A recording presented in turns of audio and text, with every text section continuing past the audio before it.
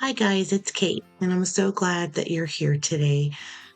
I'm doing another watercolor painting, but first, I really wanted to say thank you to everybody who's been visiting and stopping by, leaving comments, and just subscribing. At the time of this recording, I am at close to 100 subscribers, and it's possible that by the time this video uploads that I'll be at 100. And I just want to say thank you so much. I never thought that I would get to this amount. and It just feels good that there's other people out there who are enjoying what I'm doing. So thanks again. And if you're new here, thanks for stopping by. And I hope that you enjoy spending time with me today. So I'm working with my Mozart Kohlrabi palette, and I wanted to make an extra flowy watercolor and experiment with some different things and use some salt for texture. And so what I did was I sprayed both sides of my watercolor paper with water. Just to make it extra moist. I'm definitely working wet on wet today and taking my cat's tongue brush and dipping in and making kind of a bluey, greeny, yellowy outcome. So I'm just really experimenting. I'm not going into this with any type of plan. I'm just really playing around and having fun, which is my main purpose for doing art. And I know that a lot of times people can be intimidated or just not really feel comfortable or not know what they're doing. And I'm there a lot myself. But, at the end of the day, art really is for you. It's your interpretation of the world, it's your interpretation of what you see. And it's just a great thing to be able to share with others. And it doesn't have to be something that's, has a gatekeeper. I think everybody should be able to enjoy art, especially because it's something it can be so meditative and just really therapeutic, when you don't have rules and you can express yourself in the way you see things.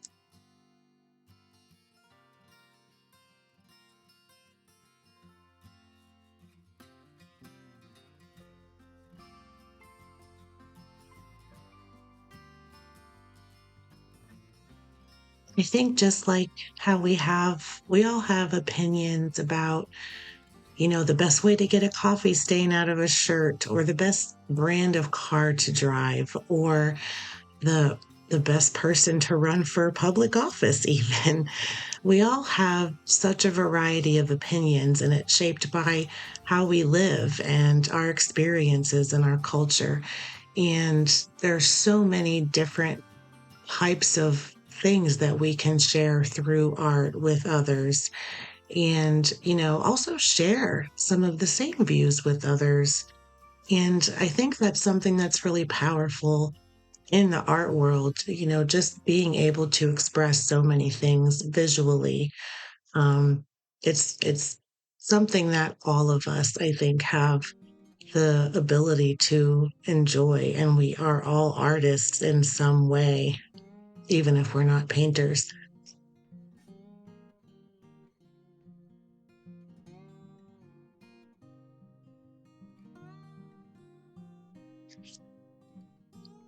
I remember growing up and trying to draw things a certain way, or make some sort of art page or painting in a certain way that I thought was the right way to do things. And I think that it's true that there's things that we can do that are sort of universally appealing, I guess. And maybe that's to do with composition, or, certain color combinations. Color theory has a lot going for it, working with cool tones and warm tones and complementary colors and all of that.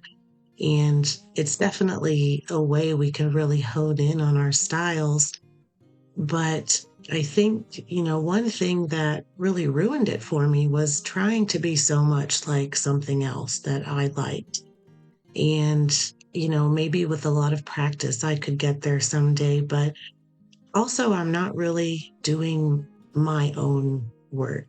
And once I realized that I didn't need to be a certain way, it just opens things up. And I think the biggest thing now is my art progressing the way I want it to? Is what I'm making appealing to me? And does it accurately convey what I want others to see in my work? And I don't think I'm there yet. And I'm still kind of finding, where I am in this world of painting and art journaling and everything. But everything I make, I learn a little bit more about myself and about how I see things and what appeals to me. And I think that the journey itself has been really rewarding that way. And obviously, I have a long way to go with building skills, but it has been such a fun trip. And I'm just really happy to be able to share it with you here too, and kind of have, you know, something that I can look back on and see, progress over time. And it also helps me really make time to do these things. When day to day life gets in the way, it's easy to put things that aren't pressing on the back burner. But it's just so important that we make time in the day for our creative pursuits and take that time for ourselves, for personal growth and development. And I hope that, these videos, if you're watching, that they're helpful to you, even if they're just played in the background while you work on something of your own, or if you want to follow along with me, that's great too. And I really want to build a good community here of people who support each other and, like similar things or can share ideas and techniques and different tricks of the trade. So I know that there's probably a variety of people watching, from people who've never held a paintbrush to people who are maybe even professional artists and just stumbled on my videos and stayed for a while. So I'd really love to hear from you if you have any comments or feedback. And I hope that you're enjoying this content. And I definitely plan to keep on making it. And maybe one day we'll get to another subscriber milestone. But I really do. I love the community here. And I'm so glad you're visiting.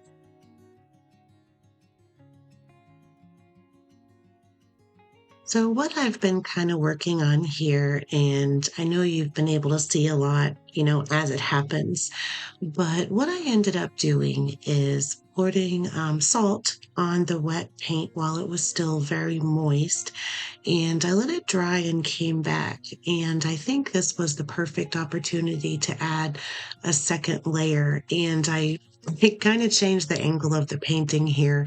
Um, when I looked at it after drying, it really reminded me of almost like an abstract waterfall with some greenery and things like that around it. Very, very abstract, but I just loved the blossoming that happened with that salt that dried. So I used this sort of coarse kosher salt. It's not quite like a rock salt, but it worked really well. And then I kind of brushed off the excess after it dried. And I'm using the same dark colors and going back over it again and really bringing out that texture. And I love that it just kind of has that look of just a waterfall. It's very flowy. And I really, really like this. And the same day I did this, and I posted this one, and I might work on the other videos I took as well, but I did several of these and just was experimenting with different areas of salt and with some inks and things like that. So I definitely want to make more of these going forward, as I kind of learn where I like things to go. And a couple of them didn't turn out the way I wanted, but maybe we'll have a blooper reel or something like that.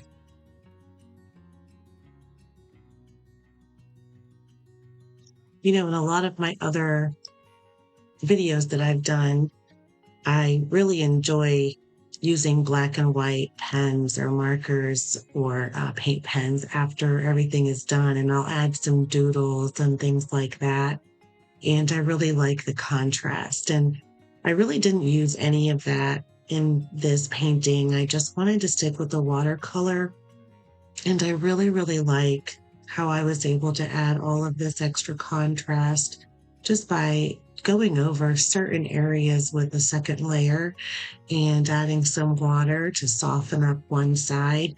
One thing I've kind of been learning about, things in my style that I'm developing is that when it comes to watercolor, I really, really like that mix of a hard edge and sort of a gradient, behind it.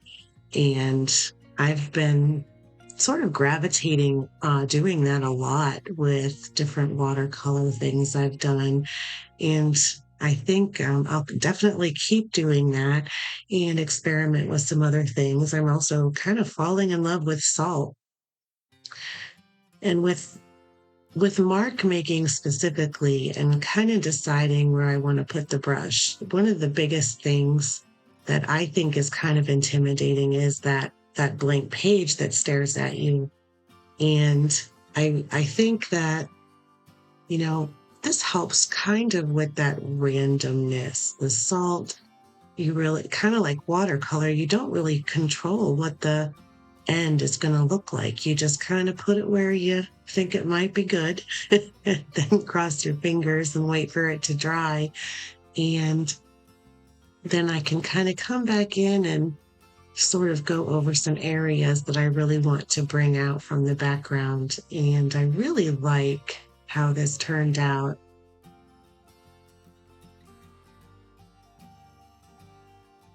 One thing I wanted to ask is whether or not you have anything that you would like to see on this channel. I've done some different things, journal pages and acrylics, and I like doing and trying different products. And I want to keep doing these, and I notice that I seem to get the most engagement on my watercolor videos, which I love to do too, and maybe that's why I get more engagement. But I'd really love to hear from you, and if you have any requests or questions or like certain types of videos that I do. I've tried some different things just as my channel grows and as more people come and find me. I just want to make sure that I'm also providing content that you find valuable. So I'd really love to hear your feedback.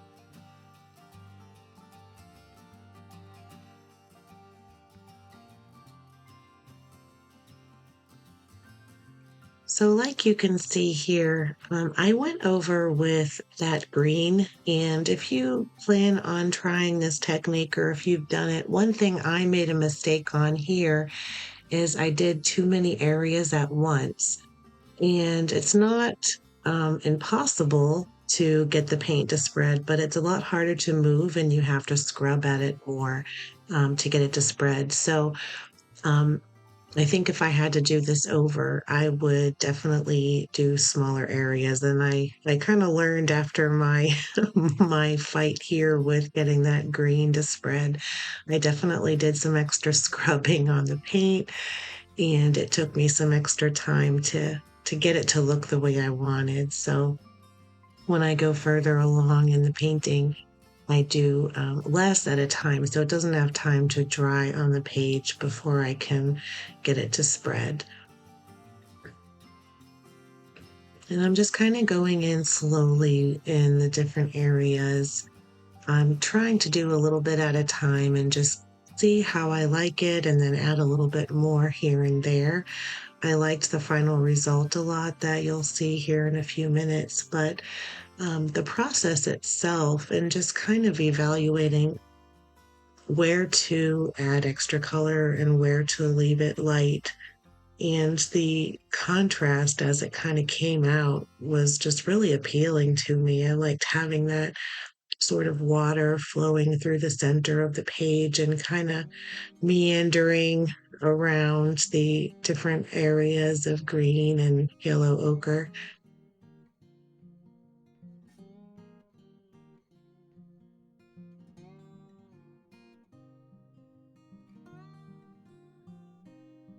And honestly, the process itself is just it's so relaxing to do, and it's just this slow process and you just relax and go easy. And if you um, get paint in an area where you don't want it, it's pretty easy to lift with watercolors. You just need to get it wet and blot at it with a paper towel or whatever you have on hand, and it will pretty much lift off the page. That's one thing I like about watercolor, and it's a little bit different than acrylic that way.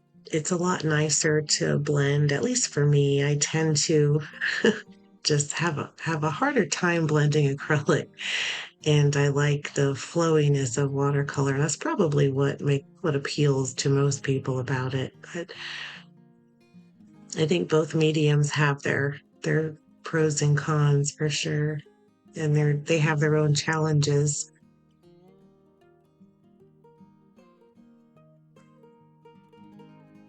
But it's sort of, dare I say, zen, the process of watercolor painting. And I'm pretty excited to use more of that rice paper that I got recently, too. It should be interesting to experiment with.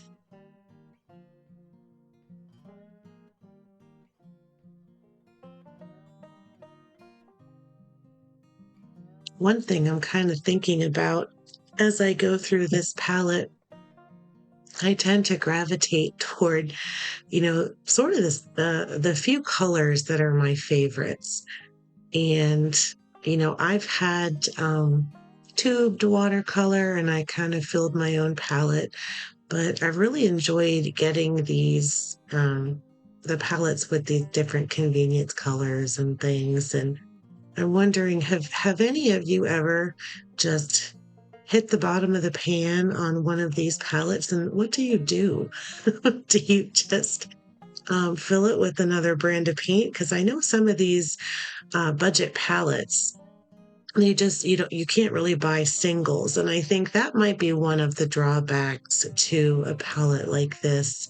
It's a great starter palette, but when you kind of develop favorite colors and you're going through just a few colors, quickly, then what do you do with the rest? Or would you refill it with another brand? I'd really like to hear if any of you have run into that.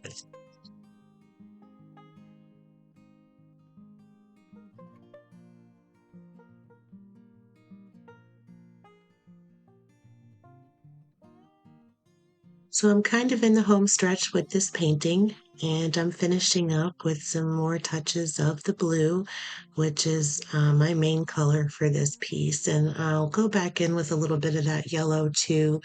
I like how the yellow just kind of looks, and even when I was doing the very beginning painting, I like the sort of natural green that kind of came out where the two colors blended together. And I'm just kind of going over the piece one last time and just making sure that I have everything where I want it.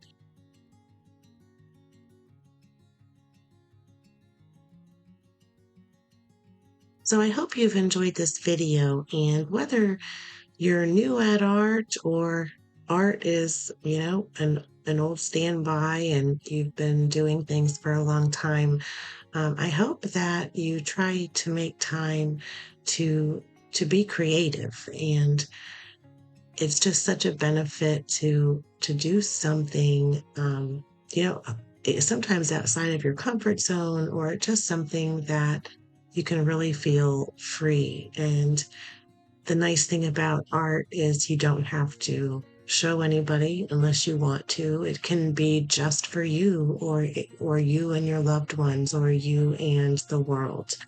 It's completely up to you. It can be as private as a journal. And I think that, just having that outlet is just so nice to have. And I hope that, um, you know, at my closing of every video, I always say keep creating, but I really mean it. And I'm also kind of telling myself that, it's so freeing. And so I hope that you enjoyed this video and I didn't ramble on too much about the meaning of art, but until the next time, I really do hope that you keep creating. Have a good one, everybody.